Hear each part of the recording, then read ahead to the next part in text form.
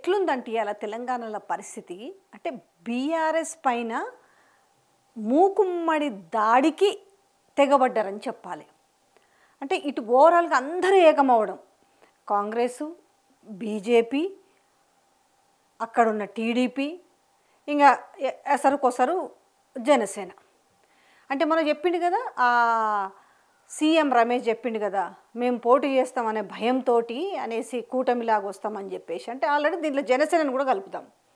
ఈ లెక్కన ఏంది అని అంటే ఓవరాల్గా ఎదుర్కోవాలంటే ఏం చేయాలి? ఇప్పుడు మళ్ళీ తొండిగేమే ఆడాలి.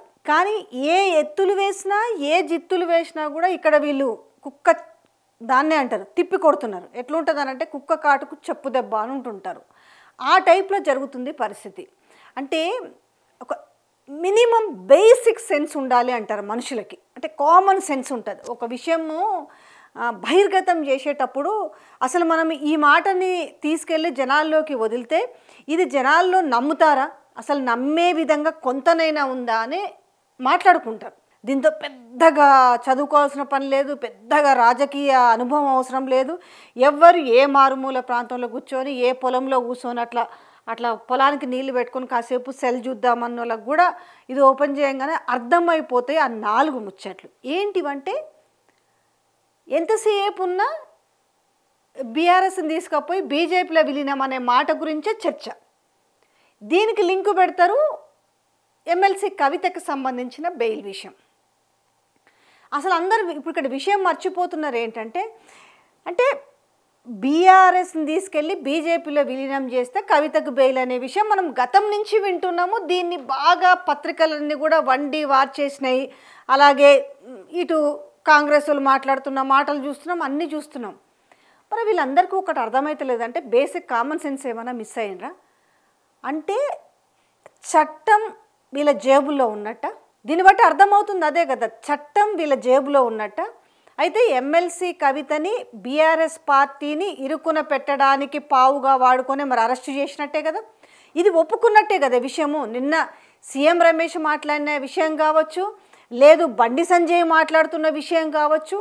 అంటే సుప్రీంకోర్టులు, హైకోర్టులు, లేదనంటే ఈడీలు, ఇవన్నీ కూడా సిఐడీలు, ఇవన్నీ కూడా ఇప్పుడు బీజేపీ చేతుల్లోనే ఉన్నాయా? ఎవరిని ఎట్లా కావాలంటే అట్లా ఆడిస్తున్నారు. అయితే ఎందుకంటే వీళ్ళందరూ కూడా ఈడీ కేసులలో ఉన్నోళ్ళే కదా. ఎవరు ఇప్పుడు సీఎం రమేష్ కావచ్చు, వీళ్ళందరి మీద ఈడీ కేసులైనాయి, సోదాలైనాయి. పొంగులేటి శ్రీనివాసరెడ్డి ఇంట్లో కానించి కూడా మనం చూసుకుంటూ వస్తున్నాం. అందరూ వాళ్ళకు ఫేవర్గా పోతే అవి ఎక్కడ పోతాయో తెలియదు. మళ్ళీ సోదాలు ఉండవు, కేసులు ఉండవు. అందుకనే చెప్పారు కదా, వాషింగ్ పౌడర్ నిర్మా అన్నట్టుగా ఇప్పుడు వాషింగ్ పౌడర్ సర్ఫ్ ఎక్సెల్ అయినో ఇంకంతకంటే ఇంకెక్కువైందా అన్నట్టుగా ఇప్పుడు సమాధానం చెప్పాలి దీనికి. నిజంగానే బీఆర్ఎస్ని తీసుకుపోయి బీజేపీలో విలీనం చేస్తే బెయిల్ ఇస్తాను, లేకపోతే వీళ్ళు ఇవ్వమని అడిగారన్న దానికి వాళ్ళ నుంచి సమాధానం ఇట్లా రావట్లేదు. ఏది అసలు మేమేంది బెయిల్ ఇచ్చేది, మేమిప్పించేది అంటే అది మా చేతిలో ఎట్లుంటుంది, అది చట్టం చేతిలో ఉన్న పని కదా అనేసి కదా మాట్లాడతారు జనరల్గా. అయితే ఇప్పుడు చట్టము వీళ్ళ చుట్టం అన్నట్టుగా మాట్లాడిన నేపథ్యం ఇప్పుడు దొంగలు దొరికినట్టే కదా మాట్లాడిన విషయంలో. బాజాప్తా రెడ్ హ్యాండెడ్గా దొంగలు దొరికినట్ట కాదా? మా ఇంటికి వచ్చిండ్రు, మాట్లాడిండు, 1600 కోట్ల కాంట్రాక్ట్ను రిత్విక్ కంపెనీకి ఇచ్చిరని బయట పెట్టడంతో ఉల్లుకొచ్చేసి సో ఈ నుంచి స్క్రిప్ట్ ఏది అందితే దాన్ని బడా బడా బడా చదివేసిరు. కానీ ఒకసారి వెనక్కి చూసుకుంటే నేను ఈ మాటని నేను మీడియా పరంగా ప్రజల్లోకి వదిలాను, మరి ప్రజలు ఏమనుకుంటారు అన్న కొంచెం సోయి కూడా ఉండాలి కదా. ఇది ఎవరికైనా వర్తిస్తుంది. ఇట్లా నోటికి ఎంత వస్తే అంత మాట మాట్లాడి, అంటే అబద్ధాన్ని మనము ఖచ్చితంగా నిజాన్ని చేద్దామనేసి నిజాన్ని దాన్ని చేపిద్దామని స్క్రిప్ట్లు పన్నుతున్న వాళ్ళకి నిజంగానే కుక్క కాటుకి చెప్పు దెబ్బ లాగానే వీళ్ళకు రివర్స్లో కూడా అంతే పదునుగా వచ్చినాయి కదా. ఏదో చేద్దాము అందరు ఏకమైరు. ఇప్పుడు నిజంగా చెప్పాలంటే ఇవాళ రాజకీయంలో బీఆర్ఎస్ ఒంటరిగా చేసి వాళ్ళు ఒంటరిగా పోరాటం చేస్తున్నారు, అందులో ఎట్లాంటి సందేహం లేదు. కానీ ఏ ఒక్క విషయంలో కూడా ఏ ఒక్క విషయమైనా ఇంకొకరు కొంచెమన్నా మద్దతుగా మాట్లాడకుండా అందరూ ఏకమై అందరినీ కలగలిపి వీళ్ళ మీదకి ఒక దుష్ట చతుష్టయం అంటారు కదా, ఆ రకంగా వీళ్ళ మీద మాటల దాడి చేపించే ప్రయత్నం జరుగుతుంది. ఎందుకు జరుగుతుంది ఇదంతా?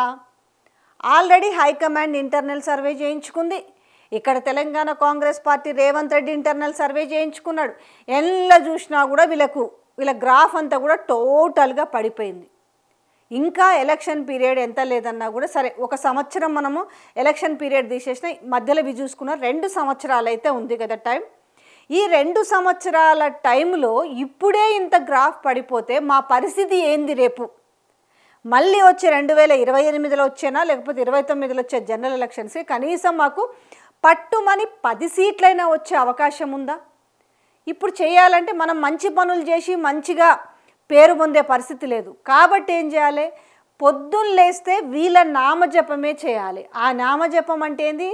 పొద్దున్న లేస్తే ఈ తిట్ల దండకాలు అందుకోవాలి, అబద్ధాలను స్ప్రెడ్ చేయాలి, అదే అబద్ధాలని అనుంగు పత్రికలలో రాయించుకోవాలి, అనుంగు మీడియాలో కూతలు కూయించాలి. ఇదే కదా ఇవాళ వీళ్ళు ప్రతిదీ కూర్చొని గొప్పగా చెప్పుకుంటారు. కానీ ఇవాళ ప్రజల్లోకి పోతే ఏ పరిస్థితి ఉందో అర్థమైంది.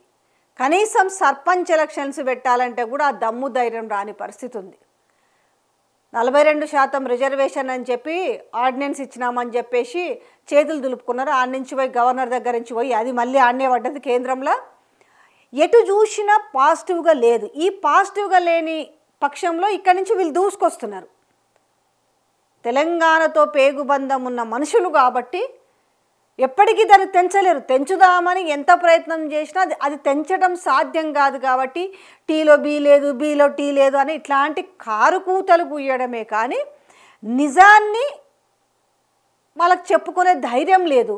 ఇక్కడి నుంచి అన్ని ఫట్ అంటే వీళ్ళు చేస్తున్న ప్రతిదీ కూడా బయటపడుతున్న నేపథ్యంలో ఏం చేయాలి? ఇంకా మనకు అవ్వట్లేదు. కాబట్టి టోటల్గా ఘోరమైన పచ్చి అబద్ధాలను వండి వార్చాలి. కానీ ఈ పచ్చి అబద్ధాలని వండి వారుస్తున్నామన్న తృప్తి వీళ్ళకి 1 గంట కాదు కదా, 1 నిమిషం కూడా ఇస్తలేదు ప్రతిపక్ష పార్టీ. అంతే దురుసుగా తిప్పికొడుతున్న నేపథ్యంలో అసలు ఇలా తెలంగాణ ముఖ్యమంత్రి రేవంత్ రెడ్డికి ఉక్కిరి బిక్కిరి అవుతుంది. ఏమన్నాడు? సీఎం రమేష్ ఏం చెప్పిండు? నేను సవాల్కి సిద్ధము అని అన్నాడు. నేను చర్చకు రావడానికి దేనికైనా. సో ఇమ్మీడియట్లీ ఇక్కడి నుంచి ఏం రియాక్షన్ వచ్చింది? సో నేను సిద్ధమే, ఇద్దరు ఒకటే కదా, మీరు ఢిల్లీలో ఒక దగ్గరే ఉంటారు, ఒక దగ్గరే మాట్లాడుకుంటారు, ఒక దగ్గరే దందాలు చేస్తారు కాబట్టి నేను ఇద్దరు వస్తే చర్చకు సిద్ధము అన్నాడు. అంటే ఇక్కడి నుంచి ఎంత వేగంగా అయితే మాటలు వస్తున్నాయో అంతే వేగంగా తిప్పికొడుతున్న నేపథ్యంలో ఇంకా ఆయనకి ఉక్కిరి బిక్కిరి అవుతుంది రేవంత్ రెడ్డికి. ఏం చేయాలి? అటు ఢిల్లీలో కూర్చున్నా అవే ప్లాన్లు వేస్తుంటాడు, ఇటు తెలంగాణలో కూర్చున్నా అవే ప్లాన్లు వేస్తుంటాడు. ఇక్కడ ఏం చేయాలి? ఇంతమంది ఏకమయ్యారు. ఇక్కడి నుంచి బీఆర్ఎస్ని లేవకుండా చేయాలి, బీఆర్ఎస్ని నామరూపాలు లేకుండా చేయాలి అనేది జరుగుతున్న పెద్ద కుట్ర. బట్ ఈ కుట్రను వాళ్ళు తిప్పికొడుతూ వస్తున్న నేపథ్యంలో రోజుకొకటి కానీ చివరికి ఏమవుతుంది అనంటే జనరల్ ఎలక్షన్స్ వరకు అవసరం లేదు.